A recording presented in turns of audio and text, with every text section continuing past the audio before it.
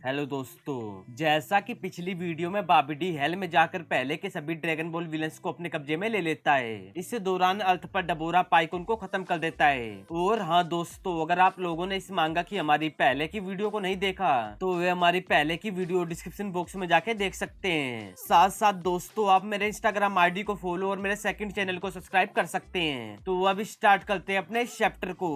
Chapter की शुरुआत में हम देखते हैं याकोन और पुई पुई को, जो गुहान और ट्रंक्स के हाथों खत्म होने के बाद अदरवाले में पहुंच चुके थे। वहां पहुंचकर याकोन किंग यामा को देखकर कहता है, मुझे नहीं लगता कि तुम इतने ज्यादा ताकतवर हो। याकोन की बात को सुनकर किंग यामा गुस्से में कहते हैं, क्या कहा तुमने? इस दौरान गोकू और हेल के बाकी वॉरियर्स फ्रीजा और हेल के बाकी विलन्स को रोकने के लिए जाने लगते हैं। हेल की तरफ जाते हुए गोकू क्रिलन से कहता है, मैं इस दिन का इंतजार बहुत लंबे सालों से कर रहा हूँ। हेल में माजन फ्रीजा सुप्रीम काय की गर्दन को अपनी टेल से पकड़कर दबाते हुए मुस्कुरा रहा होता है। तभी उसी वक्त हमारे हीरोज हेल में पहुंच जाते हैं। उन्हें आता देख माजन फ्रीजा और बाकी माजन आर्मी हैरान हो जाती है। गोकू आते ही माजन फ्रीजा के फेस पर किक से अटैक करता है। इतने सारे अच्छे फाइटर्स को देखकर बाबिडी अपने गुलामों पर चिल्लाते हुए कहता है, एक साथ करो। बाबिडी की बात को सुनकर माजन गिनी फोर्स फाइट के लिए रेडी हो जाती है। तभी वहाँ पर ओलिबू आते हुए कहता है, गोकू इन गंदगी को मैं संभालता हूँ। गोकू को देखकर माजन 17 अपनी पावर को बढ़ाते हुए कहता है, सन गोकू। 17 को देखकर गोकू भी सुपर सैन में इवोल्व जाता है। माजन फ्रीजा ओलिबू पर अटैक करते हुए कहता है, अब ये बेकार सा फाइटर कौन है? माजन फ्रीजा के अटैक को अपनी तरफ आता देख ओलिबू से दूर फेंक देता है, जिसे देखकर फ्रीजा थोड़ा इंप्रेस हो जाता है। तभी ओलिबू भी फ्रीजा पर अटैक करता है। ओलिबू के अटैक को देखकर फ्रीजा उससे बचने के लिए जैसे ही दूसरी तरफ जाता है, उसी वक्त कोई दूसरा फाइटर जो कि फ्रोग होता है आके उस पर अटैक कर देता है। एक दो किक से अटैक करने के बाद फ्रोग माजन फ्रीजा को हेल की चट्टानों के बीच में फेंक देता है। तभी माजन गिनी फोर्स भी फ्रोग से लड़ने के लिए आ जाती हैं। गोकू इस समय सुपर सैन में इवोल्व होकर माजन 17 को बहुत बुरी तरह से पीट रहा था। 17 को पिटता देख माजन 18 कहती है, ऐसा लगता है मेरे भाई को थोड़ी मदद की जरूरत है। माजन फ्रीजा अपनी पावर को बढ़ाकर दोबारा फाइट के लिए रेडी हो जाता है। 18 एक झटके से जाके गोकू के पीछे अटैक कर देती है।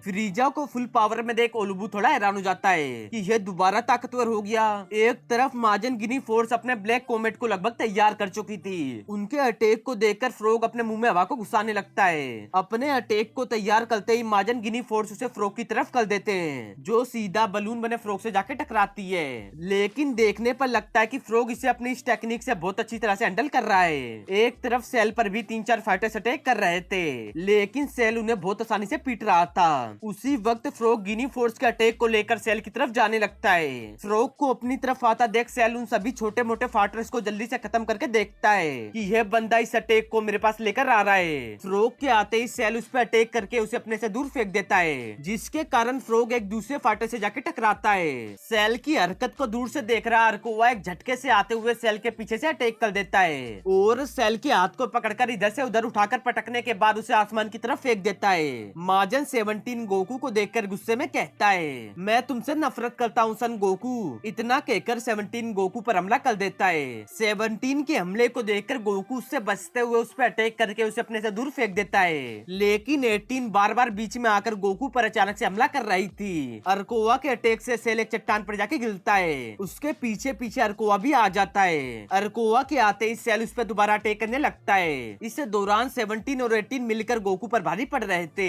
गिनी फोर्स पर भी टीएन क्रिलियन यामचा अचानक से हमला कर देते हैं और कुछ देर में उनको उड़ाकर जमीन की तरफ फेंक देते हैं। फ्रीजा भी ओलबू पर अटैक करने के लिए उस पर डिस्टर को डिस्क अटैक करता है, जो ओलबू के हाथों से टकराकर दूसरी तरफ गिर जाती है। 17 और 18 मिलकर अभी भी गोकू पर लगातार हमले कर रहे थे। तभी हम देखते हैं कोई माजन किंग कोल्ड को हराकर उसे डॉक्टर जीरो की तरफ फेंक देता है, जो सीधा आकर डॉक्टर जीरो से टकराता है। उन दोनों को साथ में खत्म करने के लिए मिराको की अटैक तैयार करना स्टार्ट कर देता है। 17 और 18 अब गोकू को खत्म करने के लिए एनर्जी की तैयार करते हुए कहते हैं, बाय बाय, मिलते हैं सन गोकू। इतना कहकर वे दोनों गोकू पर लगातार एनर्जी की अटैक करना चालू कर देते हैं। उन दोनों के अटैक को सहन करता हुआ गोकू कहता है, डरपोको एक के खिलाफ दो।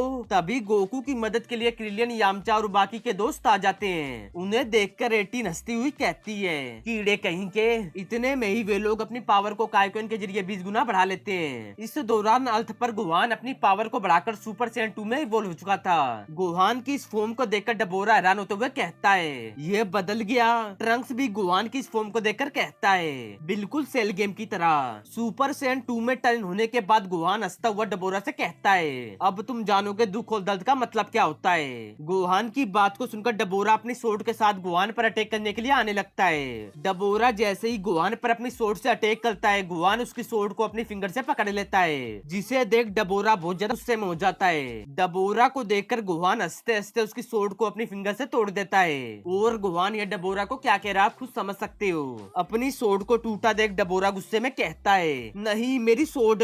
डबोरा को देखकर गुहान गुस्से में कहता है, अब तुम्हें तुम्हारी सजा मिलेगी डबोरा, तुम्हारी हर गलती और नुकसान की सजा जो तुमने किया है। गुहान को गुस्से में पावर बढ़ाता देख डबोरा वहाँ से भागते हुए कहता है, तुम बेवकूफ हो। इतने में ही गुहान डबोरा के पास एक झटके से आते हुए उसके फेस पर अटैक कर देता है और अपनी सोर्ड को निकालकर डबोरा को खत्म करने के लिए रेडी हो जाता है। गुहान को देखकर डबोरा हंसता हुआ कहता है, हाँ मैं इवल लोगों की लीडरशिप करता हूँ, और तुम्हें पता लगेगा कि असल में तुम कौन हो, तो तुम्हें पता लगे कि तुम्हारी पूरी लाइफ में तुम्हें किस तरह यूज किया गया है। डबोरा की ऐसी बहकी बहकी बातों को सुनकर गुहान गुस्से में कहता है, तुम ये कैसी अजीब बात कर रहे हो। गुहान को कंफ्यूज देख डबोरा मुस्कुराते हुए कहता है, तुमने कहा था कि हम बुराई की राह पर चलते हैं, लेकिन तुम मुझसे भी बदतर हो। तुम्हारी किस्मत बस लाइफ को डिस्ट्रॉय करना है। हम डीमंस लोगों को डराने के अलावा और कुछ नहीं है, हम उनकी भावनाओं के जरिए स्ट्रॉन्ग बनते हैं। उन्हें डराना, हर सांस पर उन्हें यकीन कराना कि वे भी डर के अंदर जिंदा है, बस यही हमारा मकसद होता है। तुम्हारा मकसद असल में मारना है। डबोरा की बात को सुनकर गुहान अपने ऊपर से कंट्रोल खोता हुआ गुस्से में कहता है, अपनी इस बकवास को बंद करो। गुहान को ऐसा देख डबोरा हंसता हुआ दोबारा कहता है, दिल से तुम्हें पता है कि मैं सही कह रहा हूँ, क्या तुम कभी इस फीलिंग को महसूस नहीं करते? अब बस शांत भी हो जाओ। इस दौरान अदर वर्ल्ड में किंग यामा का सामना पुई पुई और याकों से होता है, जो किंग यामा पर हमला कर देते हैं। उन्हें हमला करता देख किंग यामा कहते हैं, तुम क्या करने की सोच रहे हो। इतने में ही वहाँ पर पाइकोन आते हुए उन्हें रोकता है और एक झटके से पुई पुई और याकोन पे अटैक कर देता है। उसी समय हेल में किबिटो दोबारा होश में आ जाता है। होश में आते ही किबिटो जमीन पर पड़ा पड़ा अपनी खराब हालत में कहता है,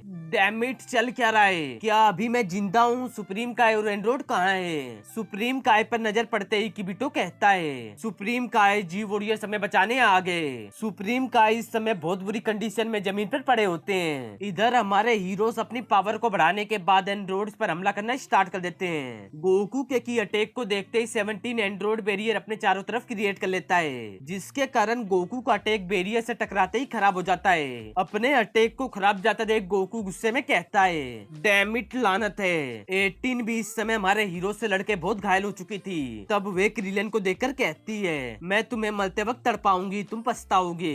18 की बात को सुनकर क्रिलियन कहता है, हमें अपने भाई के साथ मिलकर मारने पर तुम अब पछताओगी। इतना कहकर क्रिलियन 18 पर अटैक करता है। 18 को खत्म होता सोचकर क्रिलियन कहता है, बुरी 18 की कितनी बुरी मौत है, शायद अलग वर्ल्ड में वे एक अच्छी लड़की होगी। क्रिलियन के इतना कहते ही हम देखते हैं 18 को, जो उसके अटैक के कारण थोड़ी बहुत घायल हो चुकी थी, और वह अपनी खराब हालत में कहती है, क्या तुम्हें सच में लगा यह मुझे मारने के लिए काफी है? 18 को देखकर क्रिलियन हैरान होता हुआ कहता है, वे लगभग बहुत बुरी कंडीशन में है। तभी 18 क्रिलियन पर चिल्लाते हुए दोबारा कहती है, देखो तुमने मेरे बालों के साथ क्या किया, वैसे अच्छी टेक्निक थी। 18 की बात को सुनकर क्रिलियन थोड़ा हैरान हो जाता है। उसी वक्त 18 दोबारा क्रिलियन पर अटैक करने लगती है। क्रिलियन को 18 के हाथों पिटता देख टीएन कहता है, क्रिलियन इसकी बातों में मत फंसो, अपना ध्यान मत भटकाओ। इतने में इस सेल पीछे से आकर टीएन की पावर को अपनी टेल की मदद से खींचने लगता है और कुछ देर टीएन की पावर को सोखने के बाद उसे फेंक देता है। टीएन को देख क्रिलियन बहुत हैरान हो जाता है। 18 क्रिलियन का ध्यान भटका देख उसके फेस पर अटैक करती है। सेल भी टीएन को सोखने के बाद हंसता हुआ कहता है, और अब मैं इन दोनों को हैंडल करूंगा। दूसरी तरफ 17 को देखकर गोकू कहता है, बस बहुत हो गया, अब हमें इसे सीरियसली लेना होगा। तभी हम देखते हैं 16 को, जो बाबिडी की तरफ अचानक से जाके उसकी गर्दन को पकड़ते हुए कहता है, बास्टर्ड हमें अर्थ पर वापस ले चलो। 16 को देखकर डॉक्टर जीरो कहते हैं, डैम इट, एक ऐसा बंदा जो बिना उरा के है। बाबिडी को 16 के हाथों में देखकर सुप्रीम काय, जो कि होश में आ चुके थे, वे चिल्लाते हुए कहते हैं, इससे पहले कि बहुत देर हो जाए 16 इसे मार डालो। इस दौरान अर्थ पर गुहान डबोरा को खत्म करने के लिए पूरी तरह से रेडी था कि यह तुम्हारा एंड डीमन।